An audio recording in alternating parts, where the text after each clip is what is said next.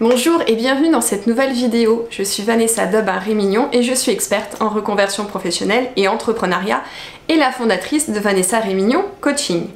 Alors aujourd'hui on va aborder ensemble quelles sont les différences finalement entre micro-entreprise et auto-entreprise.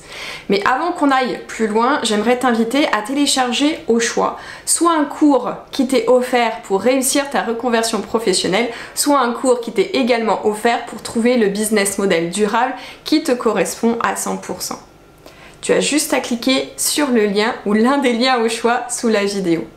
Alors, quelles sont les différences? Est-ce qu'il existe vraiment une différence entre micro-entreprise et auto-entreprise? Eh bien, rentrons dans le vif du sujet. En fait, la micro-entreprise, sur le plan économique, c'est une entreprise de petite taille qui bénéficie sur le plan fiscal d'un dispositif ultra simplifié. L'objectif, c'est de permettre à son créateur tout simplement de mettre le focus sur la production, sur la fabrication, sur sa prestation de service plutôt que d'être le nez dans l'administratif.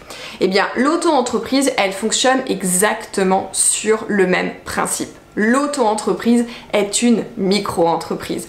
L'auto-entrepreneur, en fait, c'est celui qui va démarrer une petite activité indépendante tout en bénéficiant du régime fiscal ultra simplifié de la micro-entreprise. Donc comme tu l'as compris, en fait, micro-entreprise, auto-entreprise, il n'y a plus de différence. Et il n'y a plus de différence depuis une loi, depuis la loi Pinel qui est entrée en vigueur en janvier 2016. Avant, effectivement, il y avait des différences, mais j'ai envie de te dire, ça sert à rien qu'on plonge dans cette différence. Ce qui nous intéresse aujourd'hui, ce sont les avantages de la micro-entreprise, parce que la micro-entreprise, aujourd'hui, c'est le seul et unique statut unifié. Alors, dans les documents sur la toile, bien évidemment, tu vas voir encore les deux termes, micro-entreprise, auto-entreprise, parce que, en fait, on va dire qu'on attire l'œil plus avec le terme auto-entreprise, auto-entrepreneur, puisque c'est le premier terme qu'on a utilisé le plus. Donc aujourd'hui, tu vas voir effectivement plus souvent ce terme d'auto-entreprise, mais en fait, le statut aujourd'hui officiel, c'est bien celui de la micro-entreprise. Et encore une fois, il n'y a plus de différence.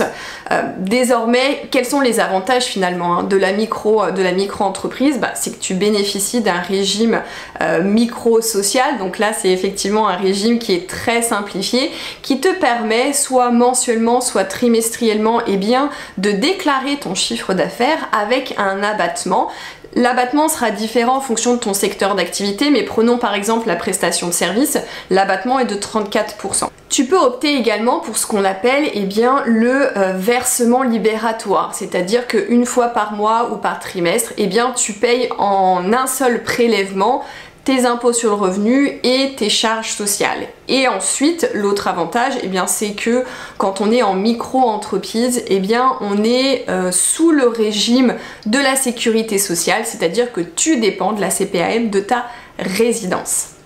Voilà, j'espère que cette vidéo t'aura donné un peu plus d'informations et que les choses sont beaucoup plus claires pour toi. Si tu penses que ça peut aider d'autres personnes, surtout n'hésite pas à la liker et à la partager. Et nous, on se retrouve très prochainement pour une nouvelle vidéo.